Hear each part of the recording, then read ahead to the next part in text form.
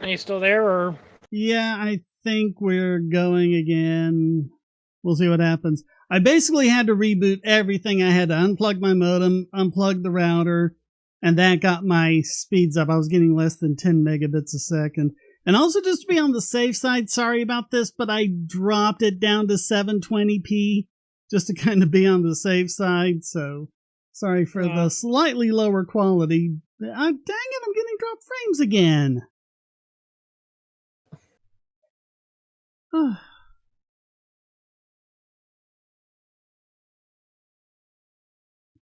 I mean, it's like 30% instead of 50%, but geez.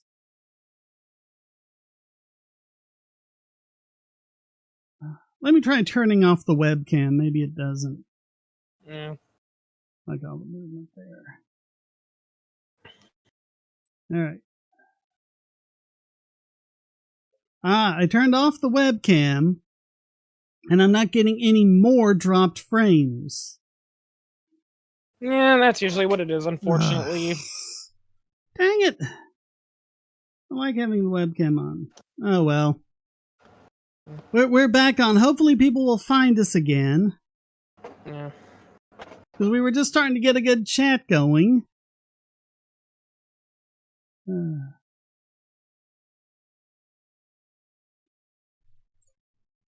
We are going, right?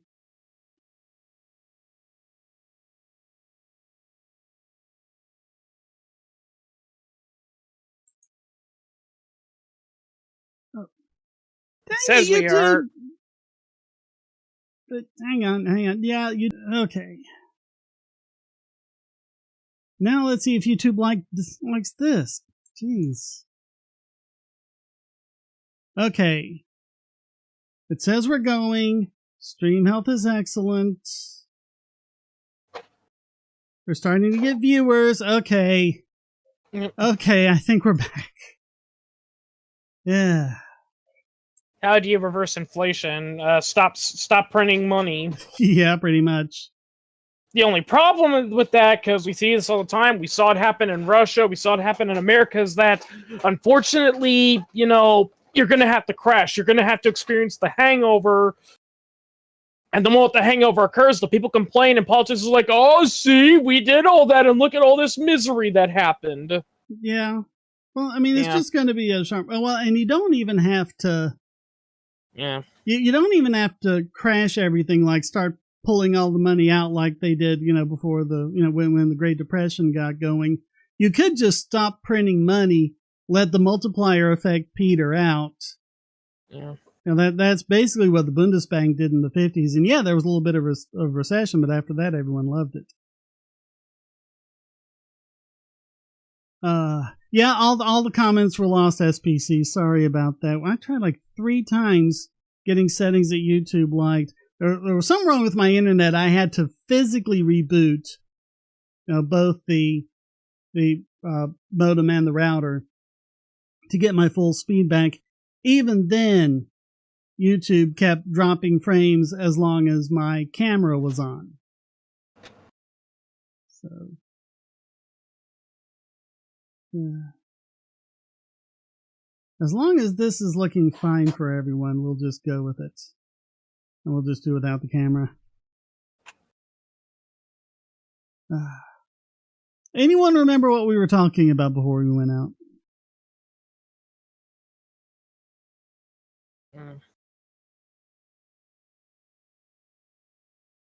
What are your thoughts on the pre-Columbian contact theories? I'm not sure what that is.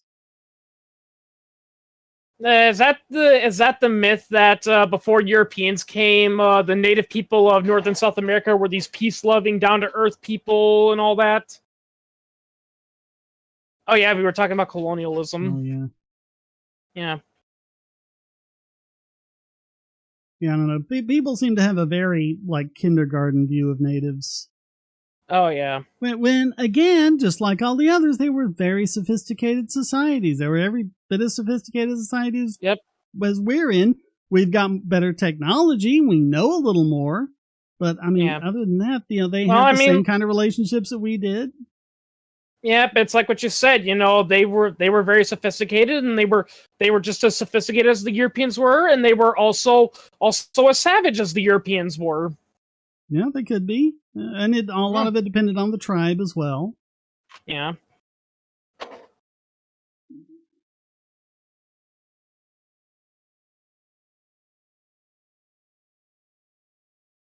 Okay, there are theories that basically say there were various different groups besides the Vikings that came to America before Columbus, Africans, Chinese, etc.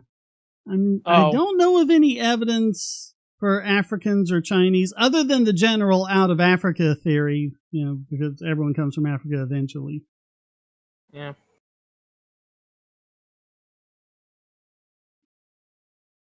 I mean, yeah, Chinese and Mongolians, yeah. I mean, contrary to popular belief, the natives of North and South America didn't just magically appear in the land and then Europeans came along and pushed them out of the way. No, they came here too. America, North and South America, for thousands of years was actually not really well hospitable for human growing up environment. Yeah. In fact, if I recall correctly, they came over the bridge of land when the sea levels were lower. Yeah. And you can actually walk from Russia to Alaska. Yeah, in some areas, if it's cold enough, you actually can still do that. It's not recommended, but you can do it. If I recall correctly, historically, there even used to be a race where people would do that, where they would race, from the circle, and it was to get to Russia. It was to get to Russia to Alaska and vice versa. There have been all sorts of things people have had on frozen water. The frost fairs on the Thames back when it froze over. Yeah. Though, contrary to popular belief, it wasn't global warming. That I saw this one funny joke. It says, contrary to popular belief, it wasn't global warming that stopped that. It was the smell. Yeah, from what I heard, it was actually because you were in the little ice age and they were coming out of that. Yeah.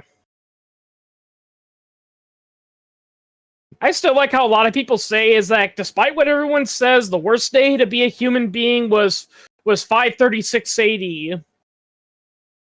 Yeah, you the worst mentioned year. That before, yeah. Yeah.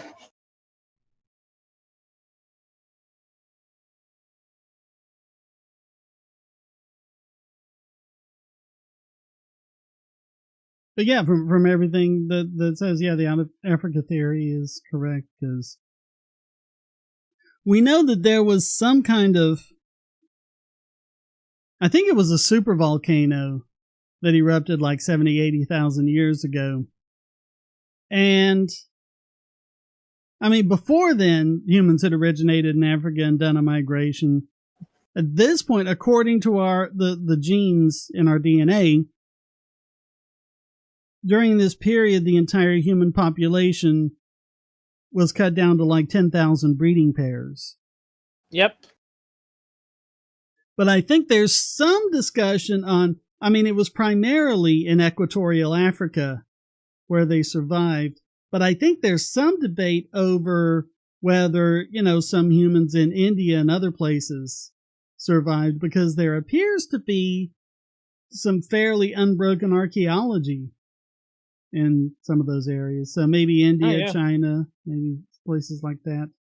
They didn't quite all die out.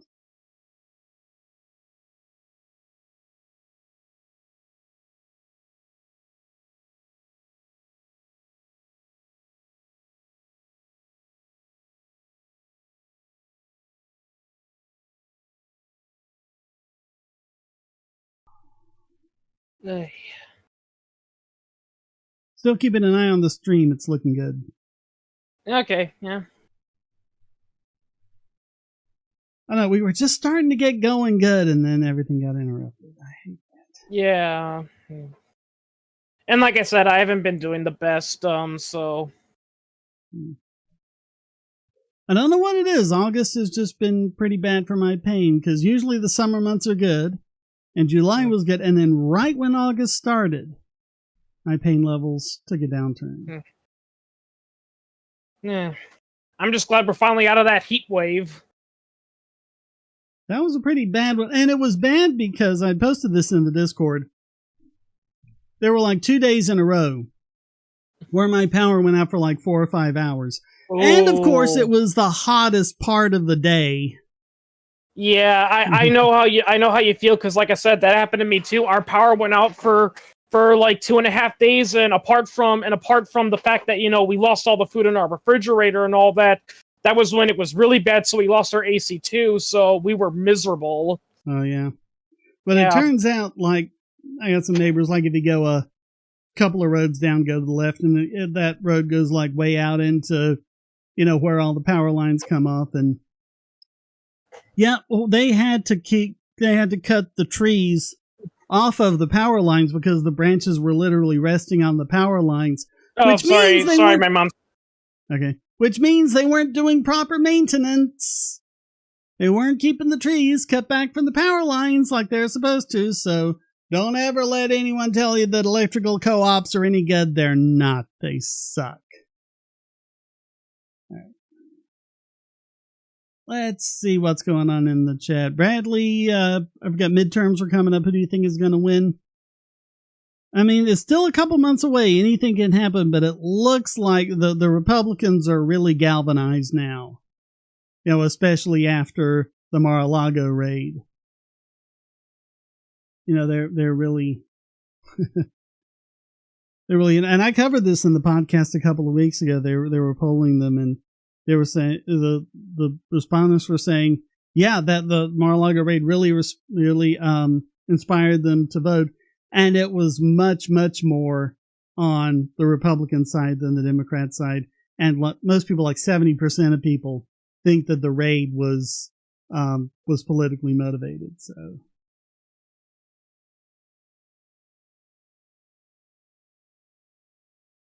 Emergency inverter, that would be nice. I could afford that. Yeah, INVU, we get the humidity as well. So, yeah, usually like during the day, it's like 70% humidity, which, is bad when it gets really hot. Well, then at night, the sun goes down and it cools off, which is good, but then the humidity jumps up to like 95% or higher. And so it doesn't really feel as cool. So yeah, we got the humidity. Last time I went out to Vegas, it was like June or July, and it was 110, but it's a dry heat. 110 out there feels like 95 here. So super high humidity in Arizona right now. Isn't that unusual? I thought Arizona was usually a pretty dry state. Oh, I know your pain. I envy you. I used to work. I used to live in Missouri. It can get pretty bad down there. Oh, and you just got back. Oh, and you went to Ohio. Did you get to say hi to Drew Carey? Yeah, I think he actually lives in LA now. Yeah, he's from Cleveland, though, if I recall correctly. Yeah. But he's doing The Price is Right. I think that's going to be a life gig for him. Like Bob Barker Cleveland, was. aka the city that everyone thinks is the capital of Ohio, but it's not. Yeah, I saw a joke like that once. What was that joke? What was that joke like? The motto of Columbus is "We're not Cleveland." Yeah, I saw that on a joke one time. Yeah, it's called "Welcome to Columbus. We're not Cleveland." Yeah. That is true. That is true, though, because a lot of state capitals, they're not what you think. And when you look at what the real state capital is, it's often, it's not. Sometimes it's the biggest, but sometimes it's like an average city compared to others. Yeah. Then again, if I recall correctly, historically, that was kind of the point. The whole point of the capital was to be in the more, boony area of the state, because you don't want the biggest, populace being there, because otherwise, like you said, it's going to be the big populous centers that are going to be running things. I know in North Carolina, Raleigh, they were just trying to get a good midpoint so it would be, equally convenient or inconvenient to get to from either end of the state. Because if they had made it like Wilmington, could you imagine going from the mountains to Wilmington? That's like a 5 or 6 hour drive.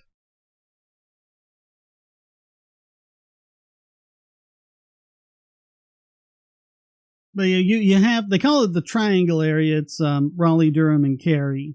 And it's a pretty big area, but the Charlotte metro area is definitely the biggest. Then you also got the Triad, which is Greensboro, High Point, and Winston-Salem. That and Wilmington, and that's your big cities around here, and everything else is pretty much boonies. I mean, you got the smaller cities like Boone and Elizabeth City and stuff like that.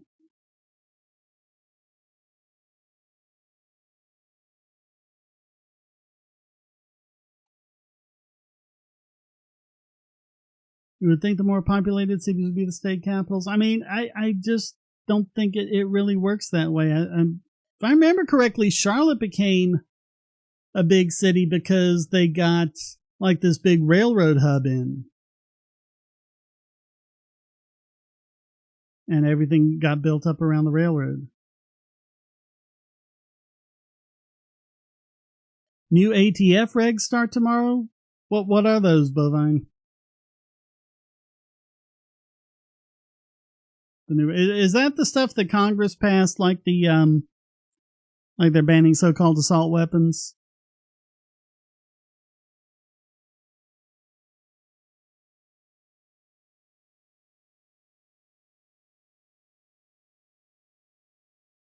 No more ADP lowers. Yeah, I don't know all the details of that.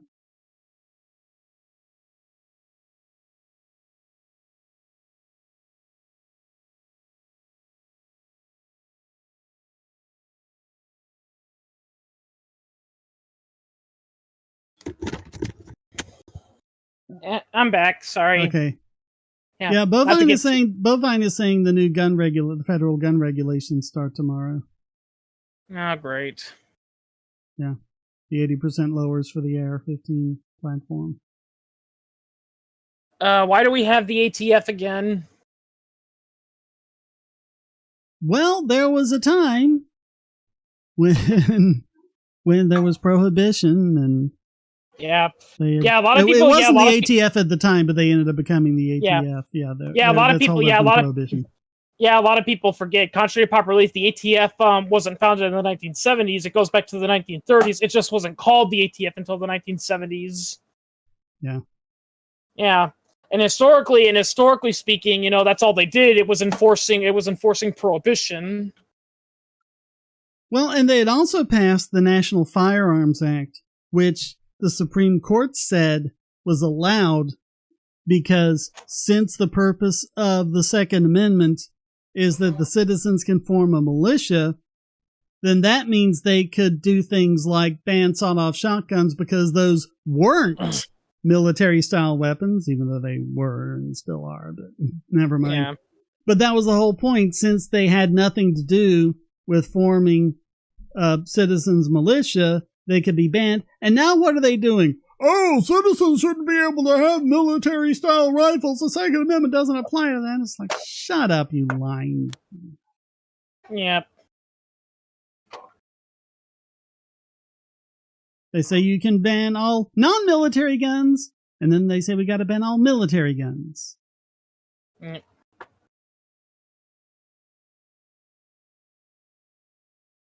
No, I don't think they can do that. Well, Congress can't delegate its actual legislative duty. They still have to actually pass the laws themselves. But they do create agencies like the Congressional Budget Office, the Government Accountability Office, things like that. The agencies that can advise them and, do research and things like that. Yeah.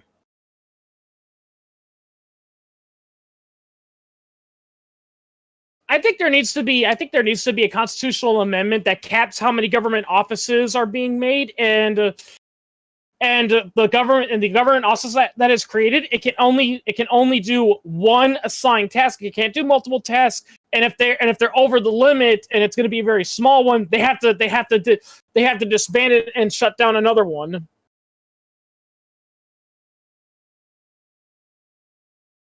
Yeah, the ATF always determines like the primary part, the receiver or the lower receiver, depending on the gun. That's what the gun is.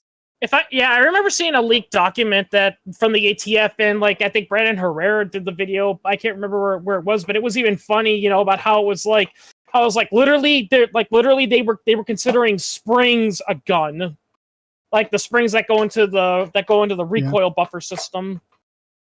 They were considering that a gun.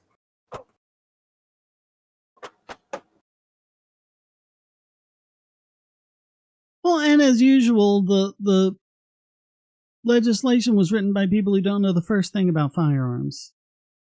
Oh yeah, like that one infamous lady that didn't know what a barrel shroud was. Yeah. Yeah.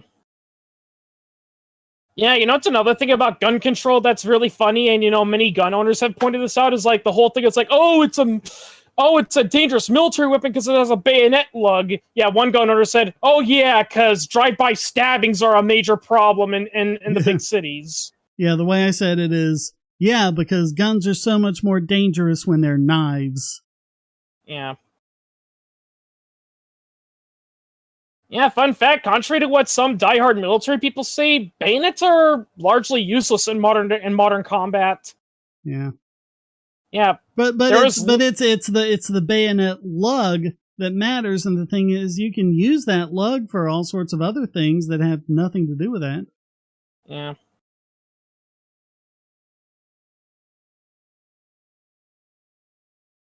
It's the Safer Communities Act, though, boy.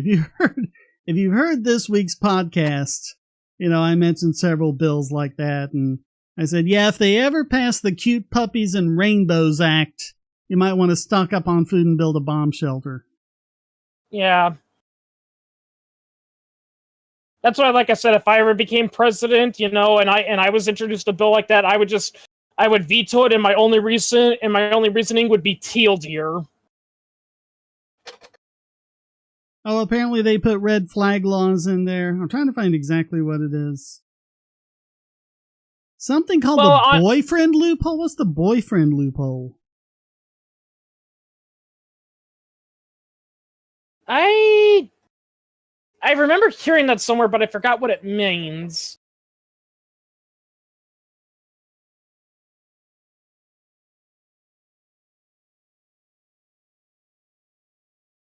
Oh, the boyfriend loophole is hang on, I'm looking it up.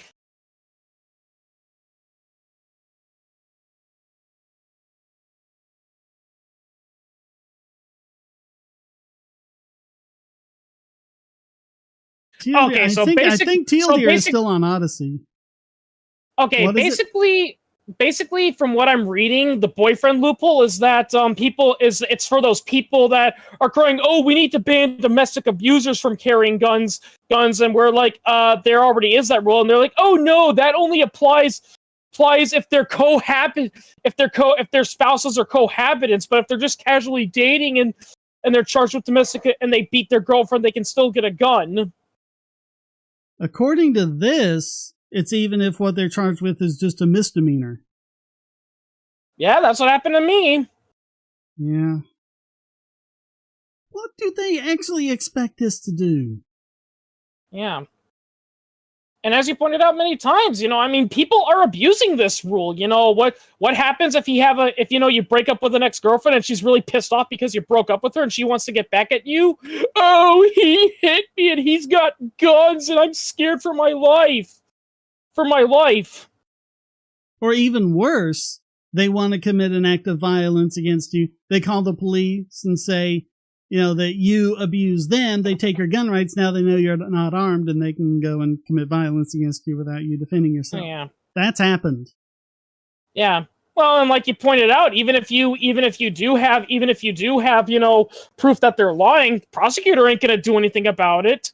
It's like, so are you gonna charge the woman? Oh no, we don't do that. But she committed an act of perjury. There was under oath, you said if you were caught lying about this under oath, you were going to be facing perjury charges. And they're like, yeah, we don't do that. Yeah, because prosecutors do not care about justice. They care about their image and their reelection.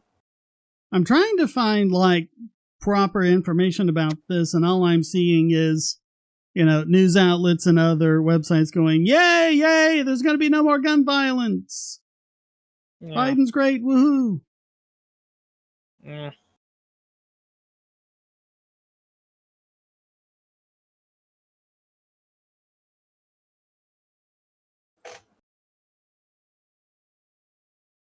The extreme risk protection orders allow the police to confiscate any weapons from a person reported to them without a criminal conviction. Sounds like it's even going to be ex parte. Yeah. All they need is the word of the reporting party and the judge will issue it. The warrant hearing is done without the knowledge of the accused, who is unable to face his accuser or defend himself until after the warrant is granted. Yep. No, that's guilty until proven innocent. Oh, yeah. Well, get this thing up to the Supreme Court fast. Yep. Honestly, I even thought of another funny idea for a joke amendment. For a joke amendment, but it's to point this out is that there should be a new amendment that says this: if the Second Amendment is ever repealed or modified to restrict gun ownerships, the First Amendment is automatically repealed, no questions asked. That's it. It's done with. Now, some people are like, "But that's crazy. Why?" It's like, because think about it. How can you have a First Amendment if you can't back it up? Yep. Yeah, as the old internet meme goes to show you, we tried to talk our way into independence with the British, and it didn't work. What got it to work? We shot them. I want a constitutional amendment saying that any representative or senator who votes for an unconstitutional bill and any president who signs it is pilloried on the front lawn. And pilloried everyone gets to throw rotten tomatoes on them. Oh, yeah. The pillory thing where they put your head and hands in the thing and you're stuck there and can't move. Yeah. Let's have some kind of punishment for it. But no, they don't get punished at all. They get to fleece the taxpayers for life. Yep. Even if they completely betrayed their oath of office. Oh, yeah. Honestly, fun fact, that one idea I had in your constituting elitism story, that's actually something that used to historically be done. Historically speaking, the president had to pay for all the upkeep of the Oval Office, but then, like in the 1920s or so, some people lobbied and said, no, the president shouldn't have to pay for his own house. That should be Congress's responsibility. And Congress is like, okay, we're not paying for it. It's not our money. Yeah. Yeah.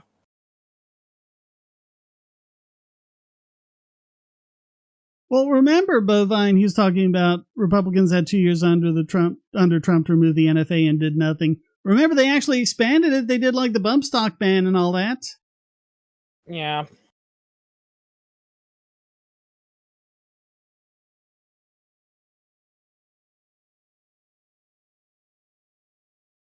I saw one funny meme where a person reviewing bump stock and anything, and they said, and everyone's like, if we had just banned bump stocks, this tragedy never would have happened. And some people were pointing out, if that guy didn't use bump stocks, it would have been a bigger massacre than it already was. Yeah. Because if you look at how many people he killed versus how many shots he fired, it was this tiny percentage. Yeah. Yeah, contrary to what movies and video games portray, automatic fire is not the best for most situations. It's got its uses, but under most circumstances, you don't need it.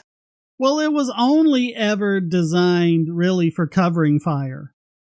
Yeah, just to keep the enemy down and keep them from coming out until your air support can come in and take them out.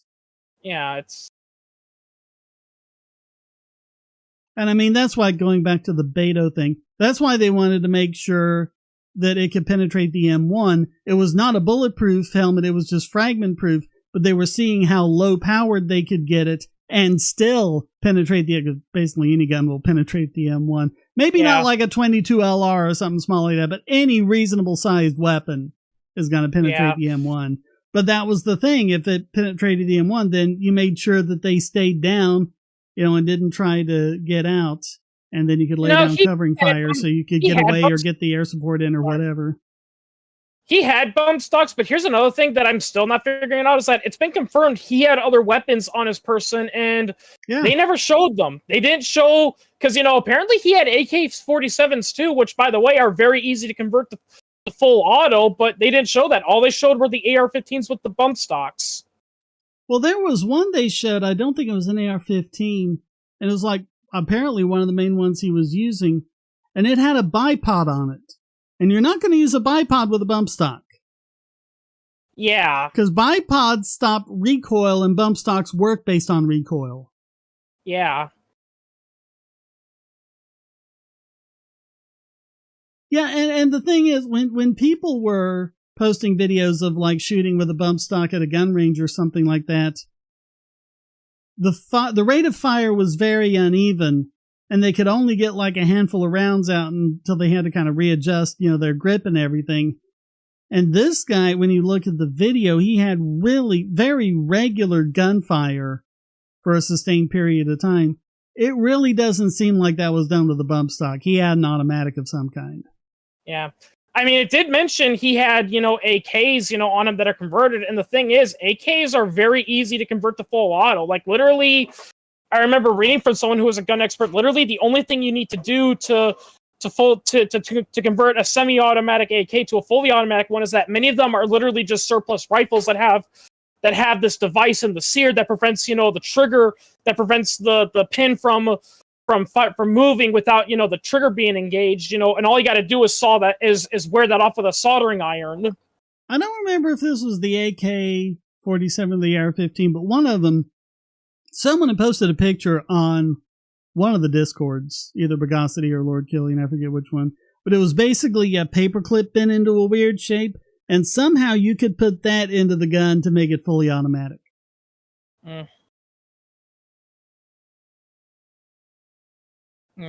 Of course, some people are going to be like, that only shows why we even need tougher gun laws. It's like, no, it only shows why gun laws don't work, because people will figure out a way. Yep.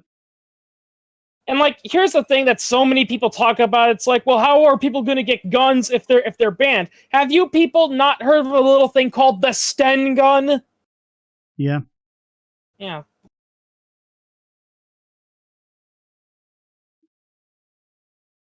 They know it won't work. They know it won't work. They want a full-on gun ban. And so they pass these things that they know won't work. So they'll say, oh, we got to pass more now. Oh, we got to pass more. We're just trying to be reasonable here. But, we just got to pass. We're getting bigger gun laws. And it's going for a full-on gun ban. And in all honesty, I think even they know, a gun ban won't work either. And they don't care, because all they care about is re-election, Yeah. Yeah. They just care about playing to the voters. Yep. That's why I personally agree with my idea about that one policy is that if we are going to have a government, the rule should be if you serve in any government office, no matter how big, which level it is, once you're done, you're done. That's it. You can't run for any office. You can't upgrade. That's it. You serve your one term. That's it. You're barred from ever entering politics again.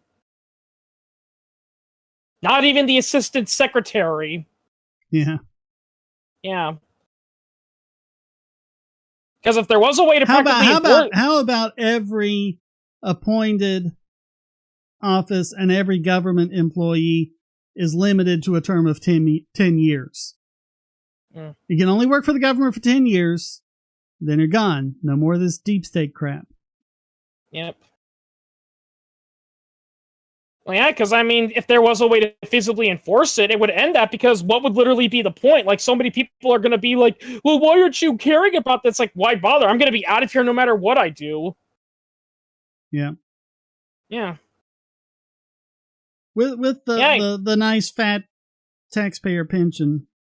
Yeah. That's the reason why, prosecutors behave the way they do, is because they do, is because, in all honesty, a lot of these prosecutors deep down, they know these laws don't work, and they know the cases they have are bullcrap, but they don't care because it looks good on their record, if they actually care about justice, what happens? Their opponent goes, "Oh, see, John Brown, he let this criminal only get a year when he should have been spend the rest of his life in prison, and every day in his day of prison he should have been stoned." Yeah, he's soft on crime. The Safer Communities Act, they're calling it a bipartisan act because it's not saying what it is, but Marco Rubio apparently introduced a completely unrelated bill, and then they just amended the bejesus out of it until it became the Safer Communities Act, and they said, look, it's bipartisan. Yeah. Well, and here's another thing too that a lot of people don't want to acknowledge is that the other side is more than willing to approve of a bill that goes against their party line if they can get something out of it. I mean, that's what earmarks are all about. Yeah. Yeah, it's all about, it's like, listen, if you approve, the We Love the Democratic Party Act, we'll put in some earmarks in there that give the Republican Party some benefit. And if they see it, they're like, okay. And it goes vice versa. Yep. Yeah. I mean, you pointed that out in that really old video you did on the Constitution, where there was that, where there was that bill about, to relieve, the areas affected by a Red River flood, and the majority of rules in it had nothing to do with Red River or even the state that occurred into it. It was just handing out money to various government organizations and boondoggles. My favorite was the provision to import polar bear parts from Canada. Yeah.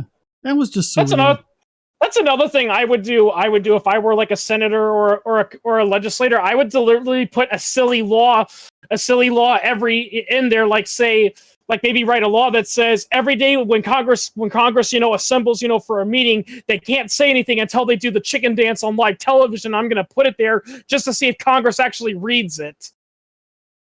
Yeah. Yeah, because if it's still there. If it's still there, I'm going to point out, nope, it's a law. Well, we did approve it into law. Yes, it was in there. Did you read the law? I skimmed. Yeah. I mean, wasn't it like the Patriot Act where it was later revealed that many senators on both sides later admitted that they didn't even read the Patriot Act? They only passed it because they were either lied to or pressured to. They were told, this bill will help is a method of national security, and if you don't approve of it, America's going to be in danger, and we're all going to be killed by terrorists. At the time the House voted for the Patriot Act, there was not even a copy available for them to read. Yeah. Yep. Yeah, Yeah, they said, and no, before you get anything, no, it wasn't a Democrat thing. A lot of Republicans were against the Patriot Act too, but the reason why they approved it is because, like I said, there was no way to read it, and they were told, they were pressured. They were told, you have to approve of this act or else the terrorists are going to win. But you look at the provisions, and libertarians found them very familiar because it was the same stuff they've been trying to get passed for like 10 years in the name of fighting the war on drugs, and they could never get it approved. So they just, I guess, crossed out drug dealers and wrote in terrorists and then got it through. Oh, yeah. Yeah, before that it was communists, and before that it was fascists. Yeah. Yeah, so many people on the left love to romanticize, the Red Scare, but people fail to realize there was a Brown Scare too, and innocent people were just as affected by it Like, I mean, the most famous example is Charles Lindbergh. I mean, many modern historians agree that Charles Lindbergh was no more racist or anti-Semitic than any other, person at the time, which was a lot of people. But because he opposed the U.S. entry into World War II, and he was a big member of the American First Party, he was branded as a Nazi spy and sympathizer for it. Yep. Yeah. And then after World War II, they just switched that over to Russian spy. Yeah. And guess what? They're doing the Russian agent thing again. Yeah. You actually go into Donbass and report on what's going on. Oh, you must be a member of what's it called now, the FSB. It used to be the KGB, but oh, look, we changed the initials. It's not the KGB anymore. Yeah. But yeah, anything like that, you're automatically a Russian spy. And if you go back home, they'll arrest you.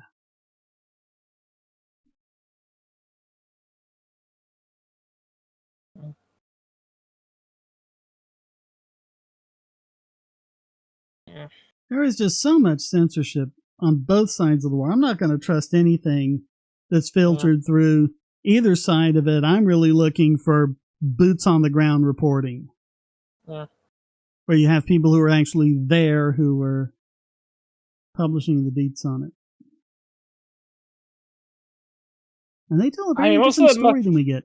I mean, most of the stuff I'm reading about, most of the stuff where I'm getting a lot of my information it mostly comes from the soldiers that are on the ground. So, and no, not the generals that are saying stuff like the soldiers. Like, well, soldiers never really get the full story anyway. There were all sorts of soldiers who served in Iraq, and then they came back home and they found out a lot of those the revelations about. They're like, what? We had no idea. I know that's what happened. I know that's what happened to a lot of Russian troops. There were a lot of Russian troops. That I read an article somewhere that said that Russia, they're actually suffering a morale crisis because the Ukraine war is not going in their favor, and one of the reasons they're suffering, from a morale crisis is not necessarily because the war's not going in their favor. I mean that happens in a lot of conflicts. It's the fact that they've had a lot of Russians who have been captured by the Ukrainians. They've said it's because we were lied to. We were told, oh, don't worry, the people are going to welcome you guys as heroes. You're going to be, the Ukrainians aren't going to put up much of a fight. You're going to be home, by Christmas, and you'll be heroes of the Russian Federation. And they're not encountering that. The soldiers just live such isolated and, literally regimented lives. And they only know what their commanding officers tell them. Mm.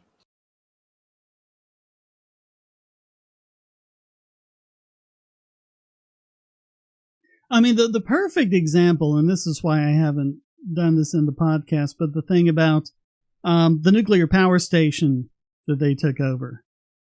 And it was something like on the 9th. They had said, and Ukraine had confirmed, that the reason Russia took over it is they want to use the power for their own purposes. They want to have that power available to them. So then it was like 2 or 3 days later that shelling occurred. And Ukraine was like, oh, they must have shelled it themselves. It's like, why would they? They want the power from that. But they use that as an opportunity. Both sides use an opportunity. Oh, Russia is just so dangerous. They're going to blow up the power plant. And Russia's like, oh no, if Ukraine does this, it'll blow up the power plant. And it'll be so much radiation all over Europe. It'll be worse than Chernobyl, and all sorts of Europeans will die from the radiation. And I'm sorry, that's not going to happen, because if you look at the power plant, you'll notice the reactors all have something that Chernobyl didn't. Actual containment buildings. Oh yeah, Laserpig was doing a video on the Russian-Ukraine conflict, and he's mostly pro-Ukraine, and he pointed that out too. He's like, listen, people, the battle for Chernobyl is not going to lead to a nuclear disaster, because another thing too that forgets about is that before the Russians took it over, the Ukrainian workers and soldiers that were on there, they shut it down. They shut down the reactors, so if shelling did occur, it wouldn't lead to a meltdown. But they're not going to crack those containment buildings. Yeah. Well, that's another shelling. Thing. It would take a very deliberate effort to crack those containment buildings. Yeah. Because they've done that. They've set up, these containment, and they've crashed airplanes into them and fired missiles at them, and they don't even crack them. Oh yeah, Yeah, Laserpig even brought up, a picture of one of them, and I don't know what his exact quote was, but he more or less jokes saying, it's like, come on, not even a T-90 could break through that thing. No. And there's also, the fear that Russia might use nuclear weapons, but I saw that one video by Thunderfoot that pointed out that the reality is, according to actual leaked Russian documentation, Russia's nuclear arsenal is largely non-existent. Well, those things have a shelf life, and I don't think they've been making new ones, and I don't know how long their old ones are going to last.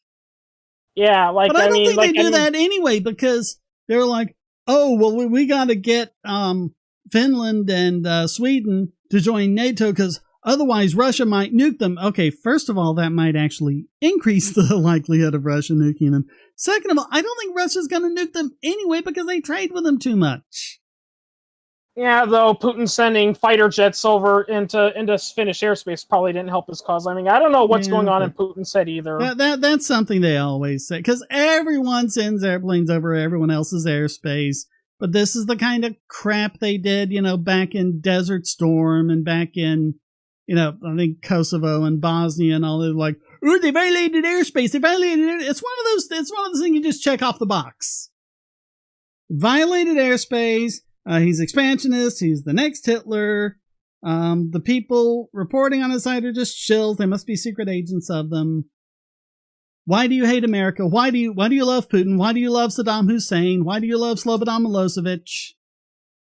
It just checks off all the boxes each and every goddamn time, and everyone falls for it. Well, like I said, I'm not saying I'm pro Slavinsky. My issue is just I don't like any state expanding, getting involved militarily where it has no business in. So that goes for both NATO and Russia. I mean. But I go back to the only historical parallel I can find, which is Texas. How is this different? Because in Texas, it was part of Mexico. Most people in Texas were Americans, identified as Americans. They wanted to break off from Texas so they could join America. And so Americans joined the war and fought at the Alamo and all that. Well, not really. It was more of they wanted to be their own independent republic, and what happened was that Mexico was actually threatening to reinvade. And from what I understand, many actual Texans were actually largely against being merged into the United States, but they felt they had no choice. I mean, it kind of shows. They were talking from the start about, not only breaking off of Mexico, but annexation with the U.S. That was one of the goals from the start. I don't know how popular it was. It was divided among Americans. A lot of Americans were against it, but among the Texans, I think it had a lot better support. And especially after that happened, and then of course you had the Mexican-American War, the border dispute over whether it was the Rio Grande or the Nueces. But you got the same thing. You've got a foreign invasion and an occupation by a country that, let's face it, was very expansionist, because they had a manifest destiny to fulfill. And they went on to get, all through California from the Mexicans and Oregon from the British and all that. I mean, I still want to know what fundamentally is the difference. I do have one major question though for the Russian side of things. If this is purely a mission to protect the rights of the Donbass people, why is Moldova on your battle plans? I'm seeing a lot of contradictory information on that. I'm not certain that's accurate. No, it was confirmed. The Belarusian the president of Belarus was talking about, the future plans for, the war and all that, and Moldova was on the map.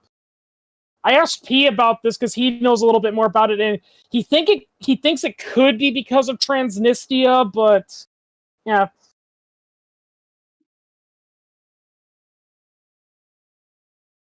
Like I said, I mean, honestly, I don't, I mean, like, let's be real here. People there's a lot of people on both sides that think they know what Russia's doing, but the reality is Russia is just as clueless as what they're doing in there any more than the United States is.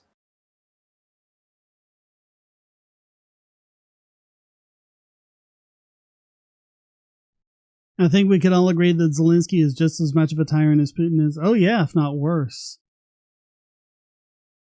Because to my knowledge, the Russians don't have a kill list with children on it. Oh, they do.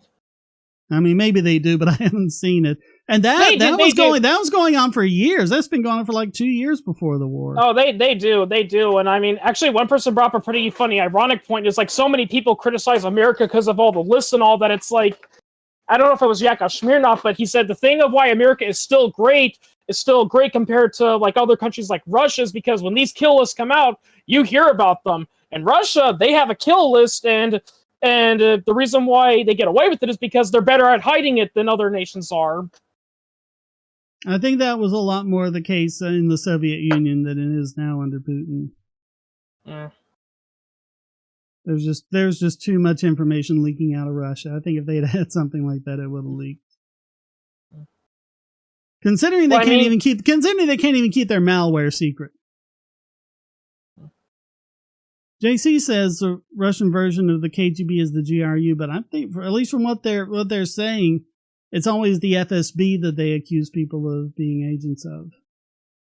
The FSB is more like, here's the best way to put it. The FSB is more like the U.S. equivalent of the FBI. GRU is more like the CIA over there. So basically, it's more foreign, whereas the FSB is local. Yeah, it's domestic. Like the FSB spies on people domestically. GRU spies on foreigners and all. It's their military intelligence. Yeah, solid concrete. INVU, solid concrete is very good at containing all forms of radiation. Yeah. Which is why they use it for containment buildings. Yeah. It's like it's almost impossible to destroy. 3 meters of steel reinforced concrete. You're not getting through that. Yeah. Of course, everyone's like, but I thought it was lead that's radiation proof. It's like, no, it's concrete. Well, lead will too, but I mean, there's different things that can. You don't have to worry about lead poisoning. I mean, water is also very good too. Yeah. Which is why they fill those things with water. Also the coolant, but yeah. Yeah. That's another thing too. Like, a lot of TV shows and movies portray radiation as this highly toxic poison, that once you're exposed, you're going to die or suffer horrific mutations. But I've actually heard from actual people saying if you have been exposed to dangerous levels of radiation, you know what they do to stop it? They just give you a good thorough scrub down. Yeah, because they want the scrub down is not about the radiation. It's like if there are there's a difference between radiation and radioactive material. Like if you have bits of radioactive material like under your fingernails or something like that, it's going to sit there and keep putting out radiation for as long as it's on you. So that's the reason for the scrub down, is to make sure you don't have any actual radioactive material on, uranium or even daughter isotopes or whatever, actinium or anything like that. But yeah, it's not just about the amount of exposure, it's about the duration. Yeah. So if you're exposed to that level for just a moment, unless it's like a really high level, it's not going to do much to you. But a lower level of radiation over a longer period of time, that can do damage to you.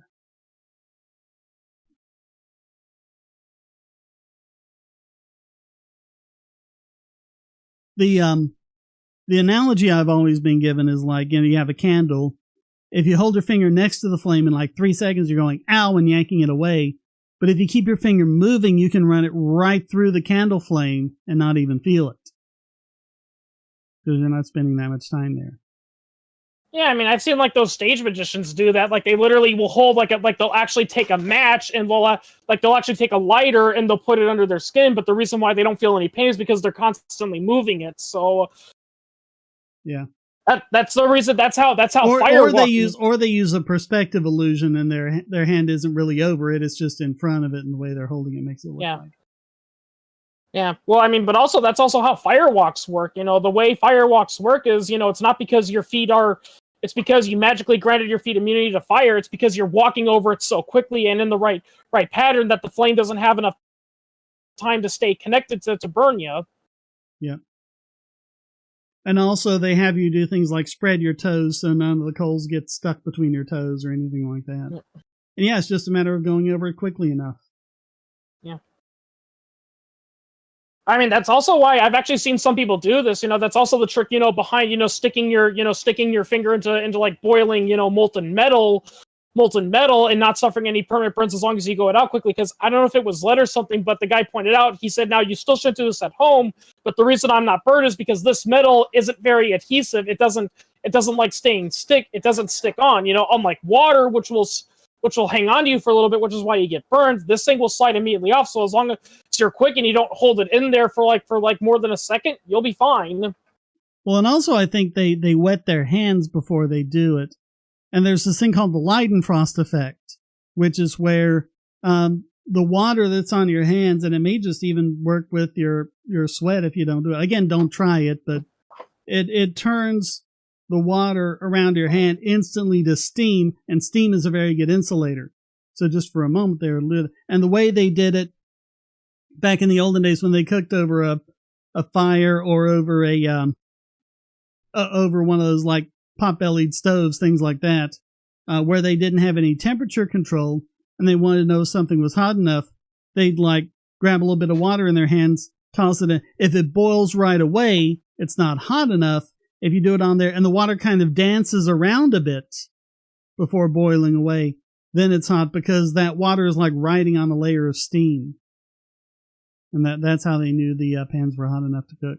I mean, we still kind of do that too, in a lot of cooking. If you're not sure how hot your pot is, you just pour a little water on it and you look at the reaction. If it instantly turns to steam, you need a little bit of time. But if it like scatters and dances before steaming off, that usually means it's ready to go.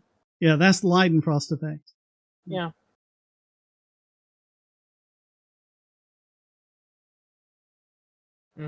That reminds me of this funny joke from Life of Boris, where it's like, now how can you tell if your beets are done? It's simple. You just jab them with knife, and if they slide out clean, then they are done. But if you stick them in and they go, they need more time. Yeah. Contemplating what JC is saying more, that lends even less credibility to the accusations that so-and-so is an FSB agent, because if that were really the case, they'd be a GRU agent. Do I have that right? Probably, but like I said, not a lot of Americans know what the GRU is, Yeah, but they know what the FSB is, so they can say it like, look, it's a Russian agent. Yeah. Yeah. Well, I mean, even if it is true, they would still probably say FSB simply because, like I said, that's all they know, Yeah. Yeah. But then they wouldn't know whether or not that person was actually a Russian agent, because if they did, they would know what agency they were with. Yeah.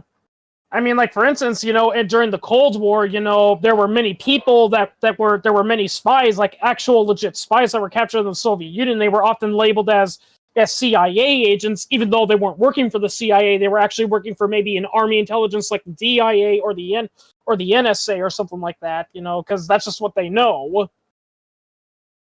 Yeah. Yeah.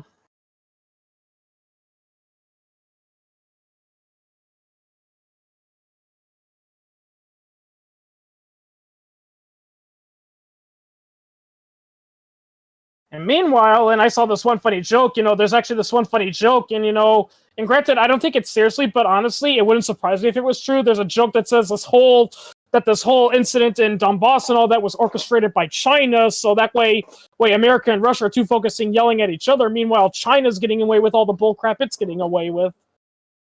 Yep. I mean, they're trying to do that with Taiwan right now. They've been doing that with Taiwan. I mean, Taiwan's really gotten the short end of the stick. Yeah.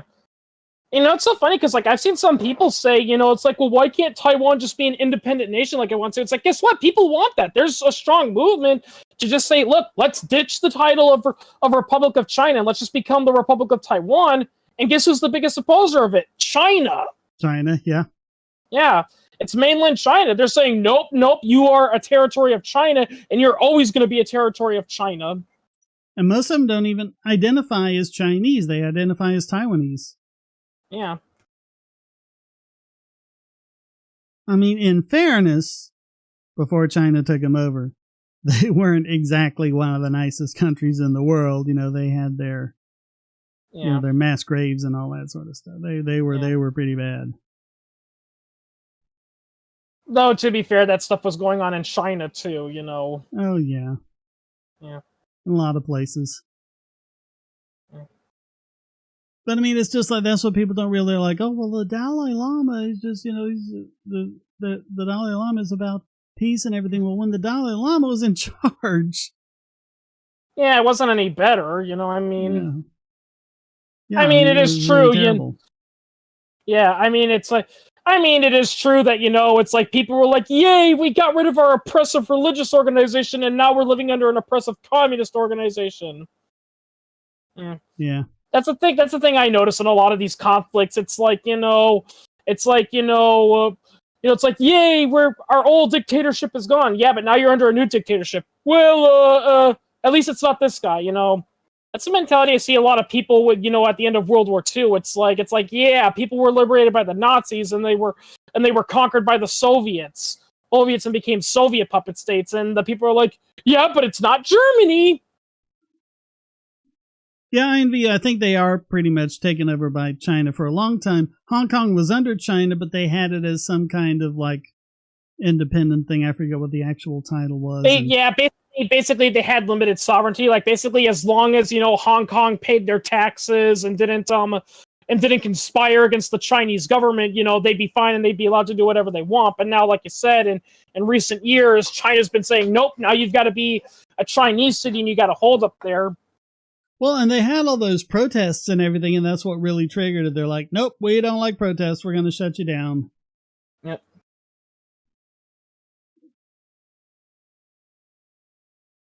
That's why they're no longer listed as the freest economy in the world. It's Singapore, because Hong Kong is no longer on the list. Yep. Because it's no longer its own thing.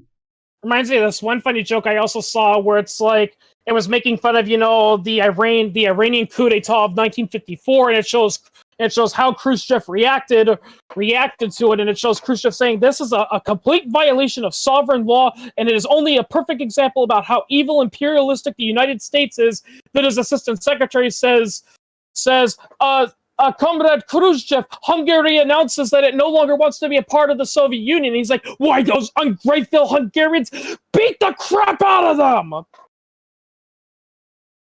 Which is true, because, give the United States some credit. At least the Iranian coup was largely bloodless.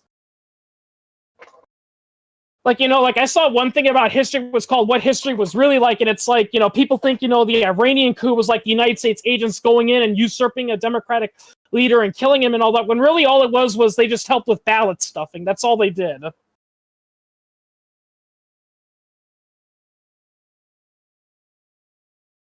Well, no, I think when they finally went in and took down, what was his name, Mossadegh, that was absolutely a military operation.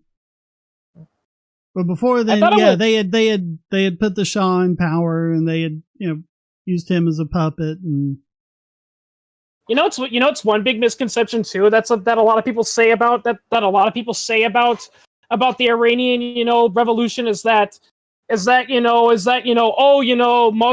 or whatever his name was, he was trying to socialize the oil while the United States wanted to keep it privatized. Oh no, guess who was the guy that actually socialized the oil industry in Iran? It was the Shah. The reason why the United States got involved was because the Shah was basically saying it's socialized and only people I approve of can use it, and Mossadegh, whatever his name is, sorry, I can't pronounce his name. He wanted to sell the oil to Mossadegh. He wanted to sell the oil to the Soviet Union, which the United States obviously didn't want. Basically, the U.S. mentality. They were also working with the UK, which wanted the oil for BP. Yeah. Because at the time, that was still a British, national company. Yeah. And that's another thing people fail to realize, when they talk about the evil oil corporation. It's like, if I recall correctly, British Petroleum, it was a government organization up until very recently. Oh yeah. And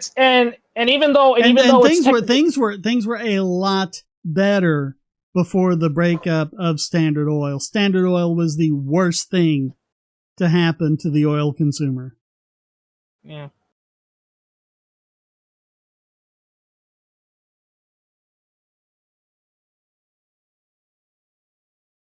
Yeah, INVU is talking about how to argue for the war on terror. Yeah, it's just so much of what the U.S. did was what radicalized the populations. I will say though, Nasser partially did dig his own grave, because it's like, listen, Nasser, you could have avoided this if you simply said you weren't going to nationalize, the Suez Canal. That's the number one thing I can't stand about a lot of those people. It's like, yes, there was corruption and all that, but the solution is you decentralize it. You say everyone's allowed to freely trade over the Suez Canal. You don't say You don't say, oh, we're going to take it over, and we're only people we approve of are allowed to use it, because then you're going to lose no matter who it is. Yeah. Yeah.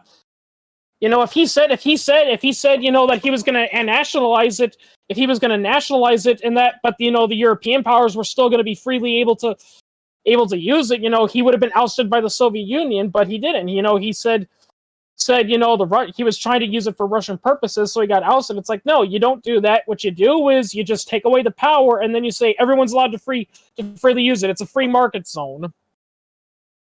But of course, that means they'd have to give up their power, and politicians don't want to do that. Yep. Yeah, because I'm sorry, people. I don't care how progressive Nasser was; he was still a politician. That's why so many people ask me. It's like, well, if you're against foreign government intervention, why are you defending these actions of the United States imperialism? It's like, listen, I've never said I supported it. I'm just saying, I'm just looking there saying, well, what the fuck did you expect? Yeah,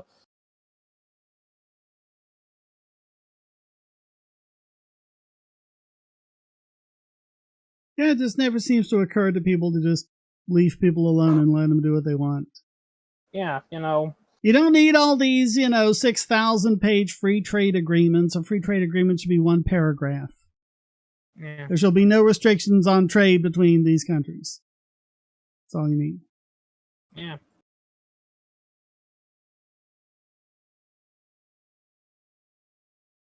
And the stupid thing is people are like, well, we got to do things like put on tariffs and all this other stuff because the other country's doing that. It's like the other country's just shooting themselves in the foot by doing that. Oh yeah, I mean, hell, one of the reasons why America was such a free market zone was because we had, limited to no tariffs compared to other European countries. So everyone wanted to do business in the United States, and there were all these European cartels saying, "Hey, how come all our customers and investors are going to America?" Yep. I mean, I don't know who it was, but there was a guy that brought up a pretty good point about free market capitalism, and he was doing one against tariffs, and he was showing, one of the reasons why harsh tariffs, were being implemented was because the United States markets were outpacing the European markets, and the European markets had better government protection, but they didn't want to lower their tariffs because the government wanted the moolah, so they literally had to pass these laws saying American businesses can't come into Europe unless they comply with all these rules. Well, that's one thing about the Krugman worshippers. They say Paul Krugman, oh, he won the Nobel Prize in economics. Well, he won the Nobel Prize for the one libertarian position he ever took, which was free trade and the benefits of unlimited international free trade. I mean, to be fair, from what I understand, Paul Krugman, he does get some things right. Like, the problem is that he's a Keynesian, and the thing with Keynesians is that they are free market, but they follow this mentality of we're free market unless X happens. So, like, if a war or a crisis occurs, then yeah, the government needs to intervene. Yep. Yeah. In all honesty, Shane, if you ever do a video called how to argue for warfare, you know what your number one thing should be? It's like, rule number one, stop acting like the economic calculation principle doesn't apply to war. I cannot tell you how many military analyst experts I see that ignore that.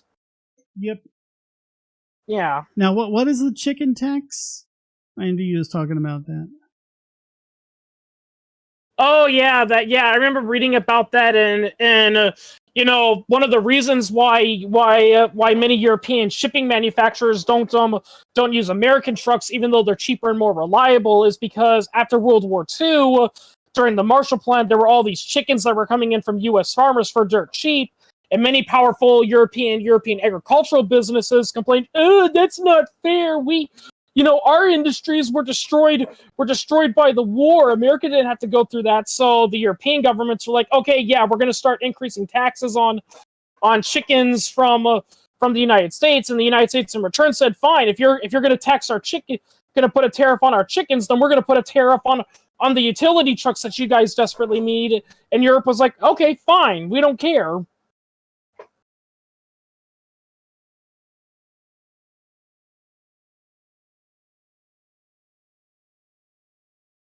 Yeah, I remember reading. Yeah, I remember reading somewhere that, ironically speaking, the Marshall Plan almost failed largely because, the European governments still didn't want to lose their power, despite the fact that the Times clearly said, it's like, listen, you can't be doing the old ways anymore. Yep. But that's also exactly the kind of tariff that our founders, wrote the Constitution to try to stop. They wanted tariffs to be uniform.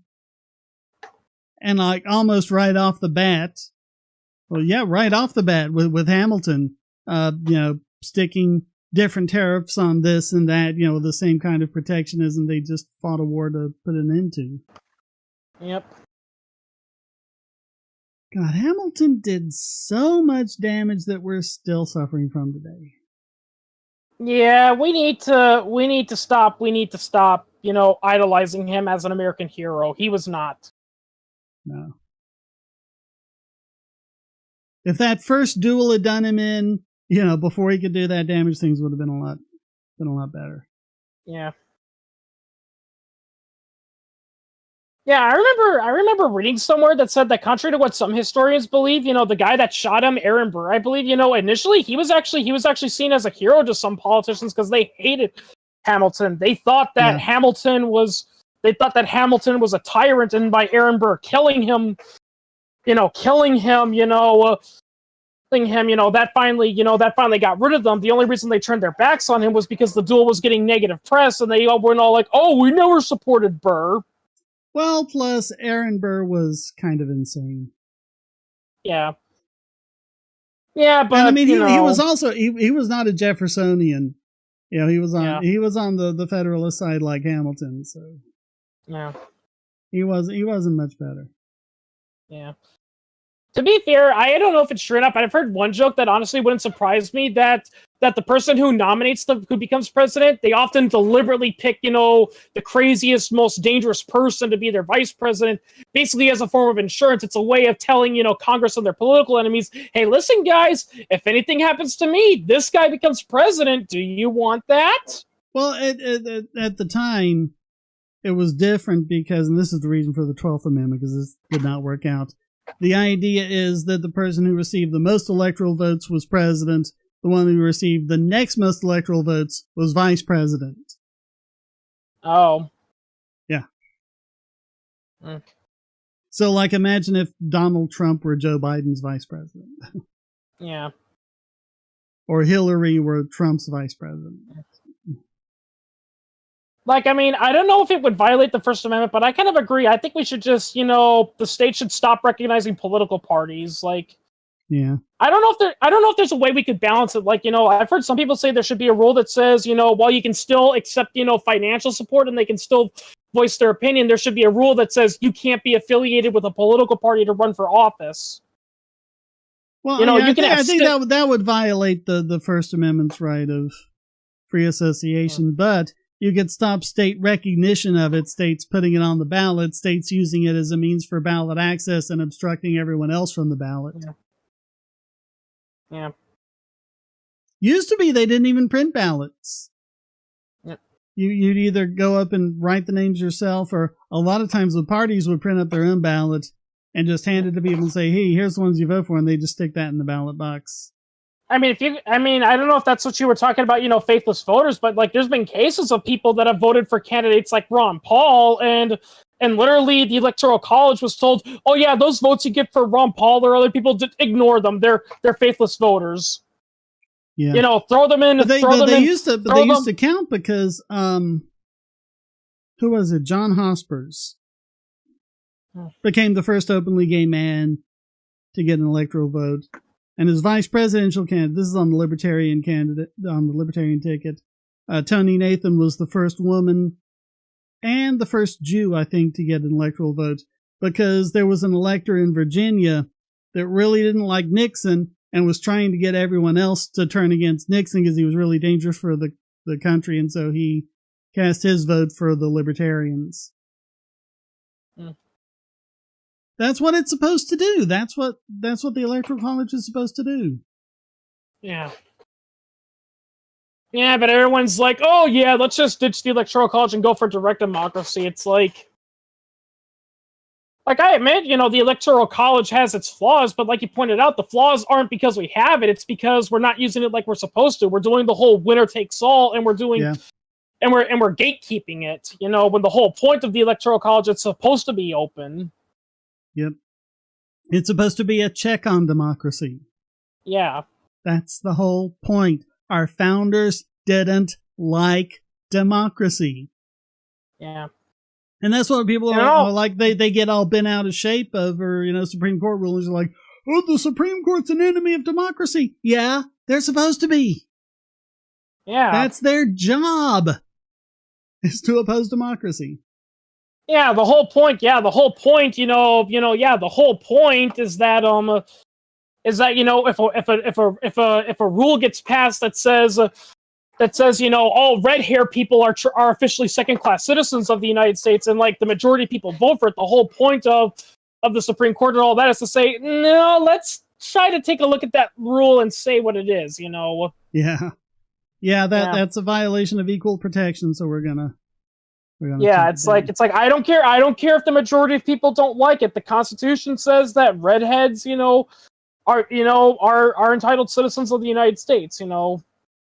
See, that's actually Walter Williams brought it up pretty good. If people think that democracy is a solution for everything, imagine if everything you do was based on a democratic vote. Yeah. Yeah, like where you can live, who you can marry, what you have, whether you have ham or turkey for Thanksgiving dinner, Well, and they always say, well, no, that's a direct democracy. We're not talking about a direct democracy. We have a representative democracy. Look at how much the founders limited the direct democracy. It was half of the legislative. The executive wasn't a direct democracy at all. Judicial, not a direct democracy at all. And the Senate was originally chosen by the states prior to the 17th Amendment. So it was just one of the two legislative bodies that was a representative democracy. They were trying to keep tabs on it. Yep. It's all about balancing, and you screw with that balance like what the 17th Amendment did, and the result is people like Chuck Schumer. Yep. Of course, like I said, it's another video you should probably try to clarify on is because one myth they teach you in schools the whole is the Constitution was against Federalists versus Anti-Federalists, but you pointed out that many Anti-Federalists were actually Federalists. It was really more of nationalism versus federalism. Yeah, it's just that the nationalism wasn't popular, so the nationalists just called themselves Federalists. Yeah. I'll have to really. Didn't you mention somewhere that the term anti-federalist, I don't know if you mentioned it or someone else mentioned it, that the term anti-federalist wasn't what the anti-federalists used to describe themselves, it was what the nationalists used to describe, the federalists, Yeah, they didn't apply that label to themselves. Yeah. They weren't writing what they called the anti-federalist papers, they were just writing opposition papers and they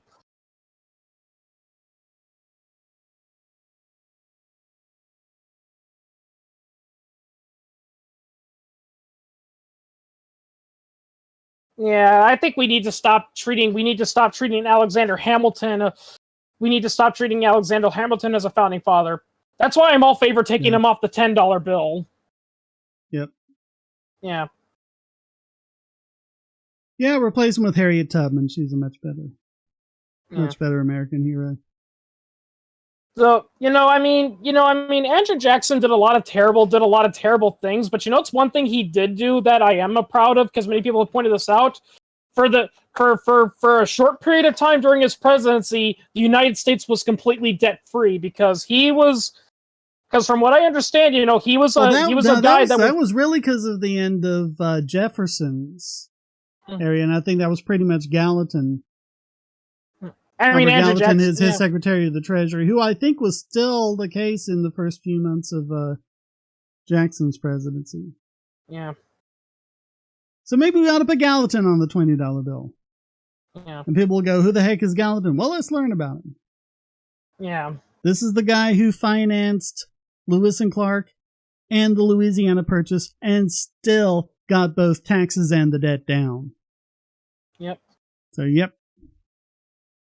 He was the art laugher of his time. Yeah. If I recall correctly, one of the reasons why he did so well, because I did hear about it, was because while he did take on new debt, he was one of those rare politicians that are like, listen, we are not taking on any new debt until we pay off the previous one. Yep. Whereas most governments are like, we're like, yeah, let's just buy this, let's buy that, let's buy this. It's like, well, what about the debt? We'll figure it out later. Yeah, and it was like somewhere along the Lewis and Clark expedition in like North Dakota or somewhere like that.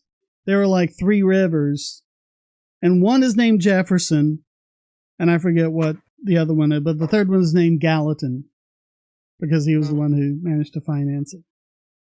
Yep.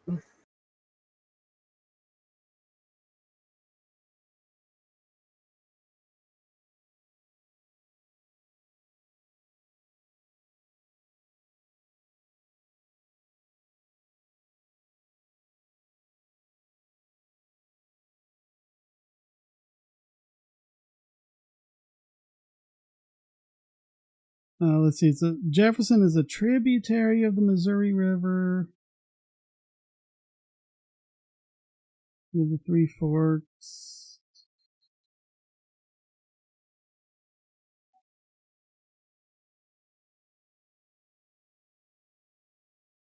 I'm trying to find the name of the other 2. One's the Gallatin. I forget what the other one is. Shane, I was watching a TV show one time, and I was talking to some friends of mine, and I really wish I knew how to draw, because I have this funny a hospital dramedy, which is about hospital workers, and what's going to make mine unique compared to other ones is that the comedy and drama from the show isn't going to be from the patients or the personal drama of the doctors. It's going to be from all the crappy government regulations and red tape they have to go through in order to be doctors. Oh, it was the Madison. The Jefferson, Madison, and the Gallatin. 3 tributaries going into the Missouri. It work as a show, Shane, or? Huh? Oh, you didn't hear. What? I had this idea for a dramedy, for a hospital dramedy, and the comedy and drama wouldn't be coming from the person, but what would make it unique is that the drama and comedy wouldn't be coming from like the personal. The personal affairs of the doctors and nurses, or the wacky, illnesses of the patients. But rather, it comes from all the unbearable rules and regulations that the staff at the hospital have to go through by the government in order to do their jobs. There was actually a Britcom from like the late 70s called Only When I Laugh. Yeah. It had Richard Wilson in it. He was in Merlin. He played. What was the guy's? He was like Merlin's mentor. But yeah, he played one of the doctors, and it was a funny show. And it was all about how incompetent the hospital was, and all the little misadventures they had. One idea for a character that I had was there would be this one character who, granted, he's passed medical school, he's got all his exams, but he's currently, I forgot what it's called, but basically he's interning until he can get his medical license so he can start working. And the joke is that he's a really good, quote unquote doctor, and everyone loves him and everyone says he'll make a good doctor. But every time the time comes to get his medical license, the AMA denies him for the most bureaucratic reasons. Either it's because, oh, nope, we hit our quota, we can't approve of you, or, oh, you forgot to put a period on your filing paper here, so you disqualify, so you have to wait next time. Because really, people, that's the real reason why there's a shortage of doctors, is because there's literally all these medical school graduates, who are ready to become doctors and nurses, and they're more than qualified. They're just waiting for the AMA to get off their butt.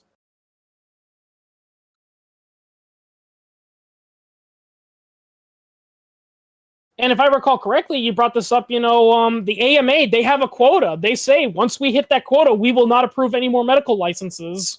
Yep. Yeah. That's why we there was a time there when we just got pretty much all our new doctors from India, because the AMA put a stop on it, but the U.S. will recognize a medical license from other countries. So we were basically importing doctors from India. because the AMA wouldn't. And the more doctors we imported, the more they cut back on the quota. I mean, from what I understand, that's actually the reason why a lot of other countries are losing all their doctors, is because they have similar organizations in place, you know, and they're not being allowed to practice medicine. So a lot of them are saying, screw it. The US is saying, hey, if you pass medical school, you know, in this country of origin, you're welcome here. So they go over here. Well, that's also why more and more clinics will have like just one MD on staff and then the rest are PAs. Because they don't limit the PAs. PAs can basically do anything a doctor can. Yeah, I've even got an idea for like a good idea for a dramatic episode, you know, that could be involved.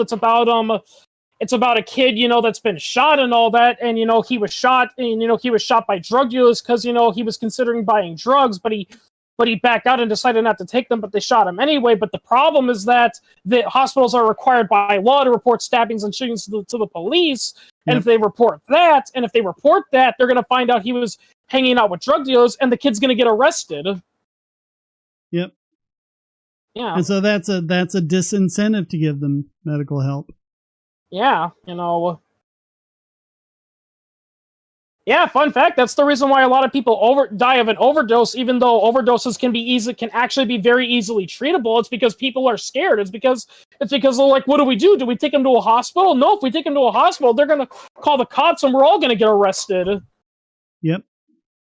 And by the time they make a decision, it's too late for the person. And a lot of addicts are afraid to get help because it would mean admitting that they've been breaking the law. Yep. Everything about the war on drugs is stupid, I'm telling you. Yeah, you know.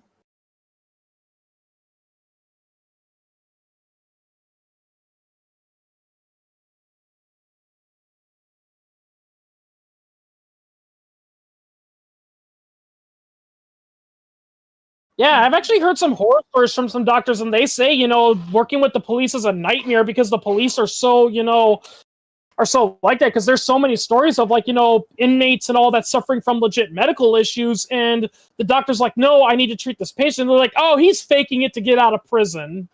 Yeah. Yeah. All right, Andy Davis says you think wages are higher than most give it credit for. Not when you consider purchasing power. Yeah. It's getting I mean, bad. I mean, to be fair, that's another problem that's happening. A lot of people are complaining we're not getting paid enough. No, the problem isn't we're not getting paid enough. It's that our inflation, it's that our money has been inflated to the point that its purchasing power is worthless. Yep. Hmm. I mean, that's what people on the left are so obsessed with, like, looking at the number. It's like, look at what wages are doing, and here's the number, and here's that number, and it's like, look at purchasing power. That's the important thing. People don't get paychecks because they like looking at a bunch of numbers. They get paychecks so that they can purchase the things they need. So how far does that paycheck go? That's what's important. And it's so difficult getting them to understand that. Which is something else that makes me think they've never had a real job in their life. Because then they'd know about things like, you know, household budgeting and stuff like that.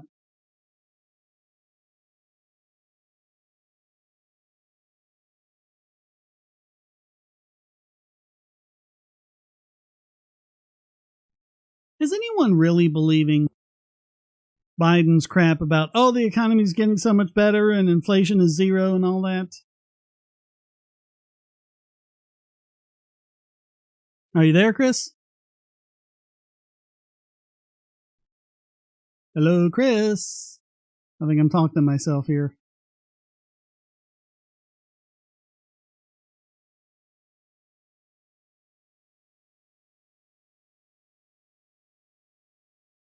Yeah, I don't think he's on. I still see him, but I don't. He's not responding.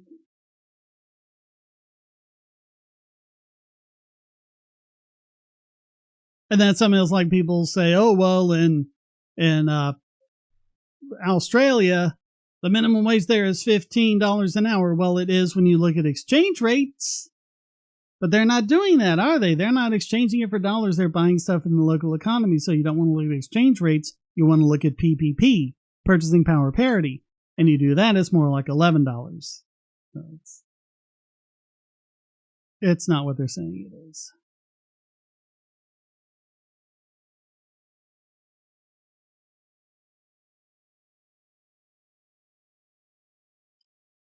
Mr. No, I do not know what the WEF is. You're going to, oh yeah, World Economic Forum. Yeah, it needs to go. It needs to die the death. Oh my God, these people. What's the main guy's name? Schwab? He's this big bald guy, so people call him Cotton Schwab. But yeah, they're pretty horrible.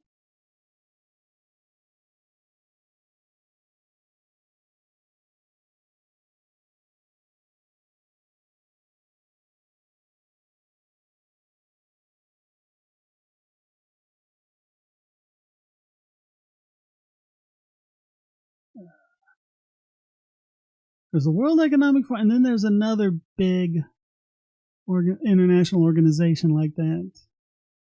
It's really bad, and I'm drawing a blank right now. I mean, there are a bunch of them, but I mean, there are a couple that stand out. Klaus Schwab, yeah.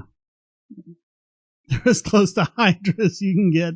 Yeah, I think that's about right there, Mr. No. Yep. Hail Hydra. Where's Captain America when you need him?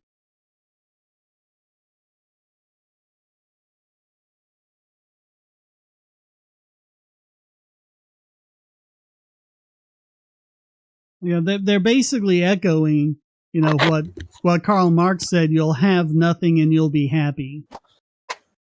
Oh, you back with us? Yeah, sorry, I had to go to the bathroom. Sorry.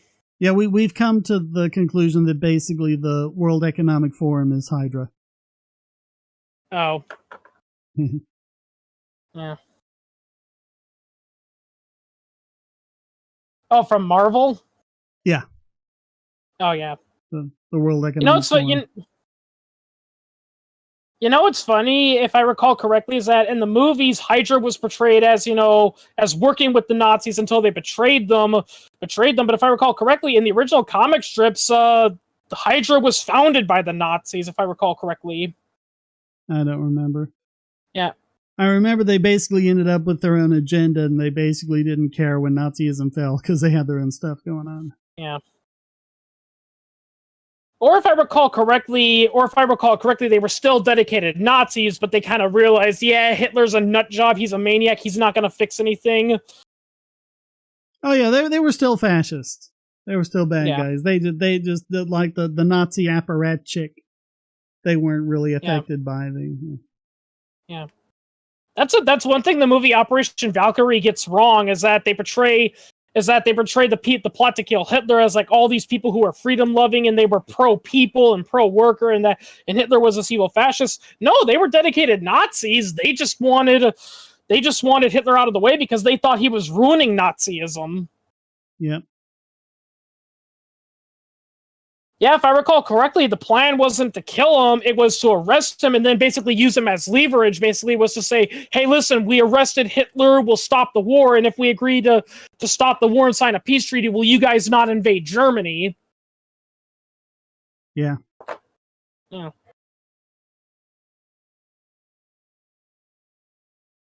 According to Mr. No, the comics Hydra had nothing to do with Nazis. It was founded by some Japanese guy. Yeah. Well, then again, if I recall correctly, in the original comics, Red Skull was a dedicated Nazi, Well, I never read the Captain America comics, so I couldn't say. Yeah, he didn't join Hydra until he was, if I recall correctly, the Red Skull didn't join Hydra until he was resurrected after being frozen in a state of suspended animation.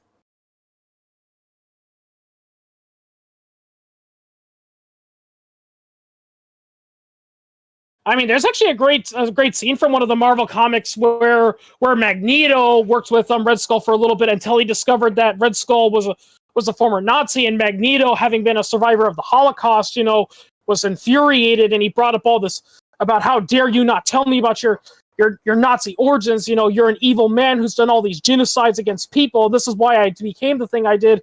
And Red Skull more or less says, yes, I'm a former Nazi, but you know what? How are you any different than me? You're killing innocent people. You're targeting people simply because of their race. You know, you're targeting non-mutants because of that. You know, how's that any different? And all Magneto can do is stare at him, but he doesn't say anything. You know, that's what made Marvel Comics so famous, was that even if you didn't agree with the message, they made you think, you know.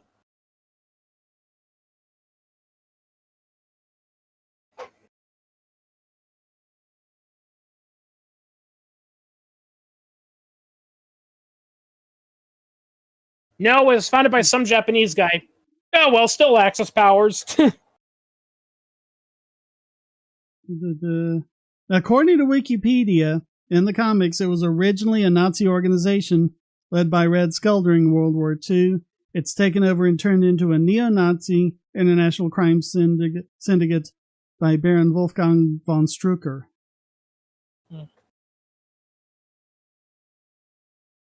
Yeah, and its current plan is to turn people into neo-Nazis by telling them to take responsibility for their life. Hydra first appeared in Strange Tales number 135 in August 1965. It was headed by nondescript businessman Arnold Brown, who was killed when S.H.I.E.L.D. apparently crushed the organization. The Hydra returned under von Strucker with the support of the Nazi Red Skull.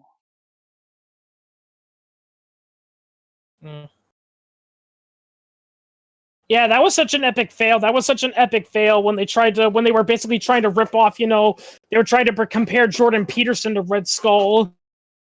Yeah.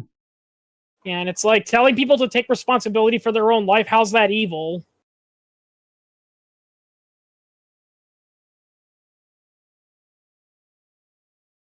Down a little lower, it says they corrupted an Asian secret society of geniuses known as the Brotherhood of the Spear.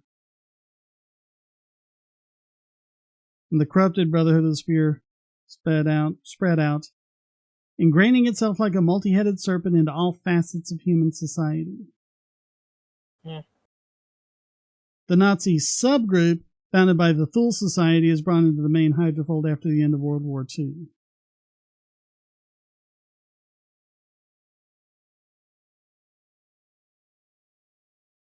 Oh.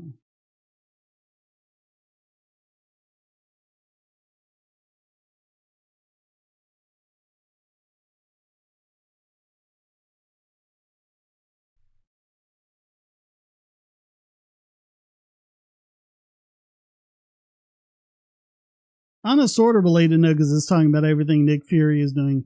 You know, if you look at Nick Fury in the comics, everyone says, oh, no one's going to accept a black version of Hero because they're racist. I don't remember anyone complaining about how Samuel L. Jackson was playing Nick Fury, even though he's a white guy in the comics. Well, they weren't screaming tokenism or anything like that, because he was actually good.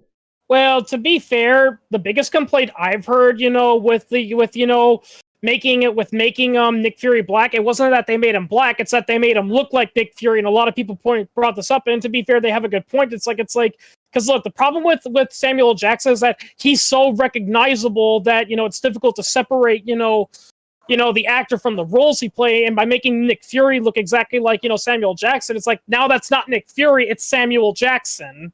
Yeah, I mean, that's a point. Yeah. But if you're going to make him black, make him uniquely black. That's always going to be a point, though, with a famous actor, though. Yeah.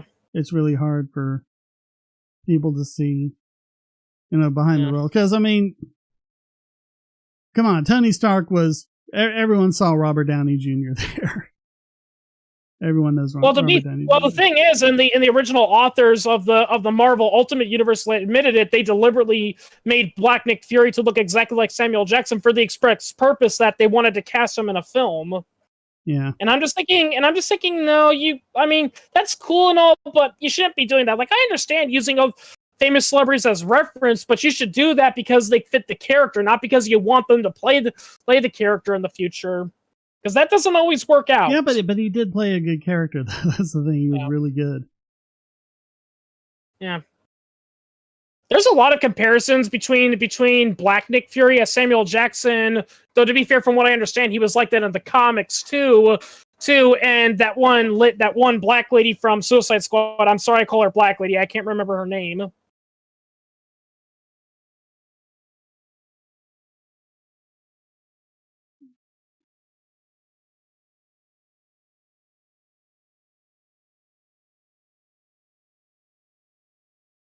But I mean, that's why with Doctor Who, when they cast a new Doctor, they try to cast relative unknowns or character actors or someone who doesn't really have that kind of definable characteristic.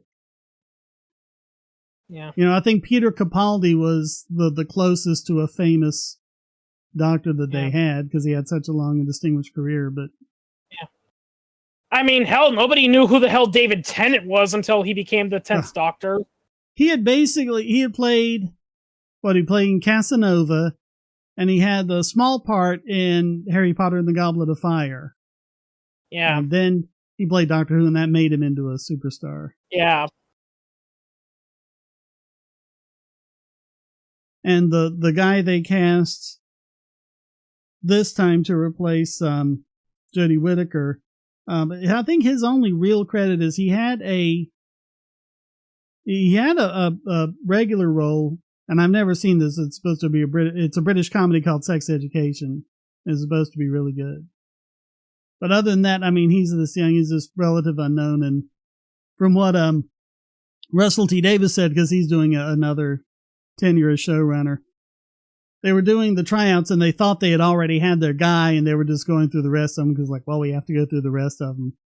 And he was like the very last guy that they were going to do, thinking they already had their Doctor, and he just came in and blew them away. So.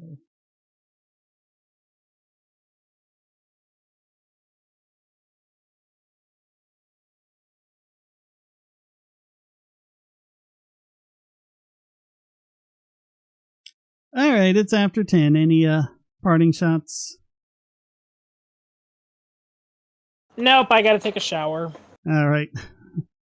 Yeah, sorry we had the late start, everyone. God, I've never had this kind of problem before. I don't know what's going on. So, thank you so very much for putting up with it. Hopefully we were able to, seemed like we just got into our stride, and I don't think we ever quite got the stride back in again after all the technical difficulties, but maybe next month will be better. So, thanks everyone who stuck with us through it. Please remember, comments for the Common God, shares for the Share Throne, and please go to donate.pagosity.tv. Thank you so very much for watching. Until next time, stay strong.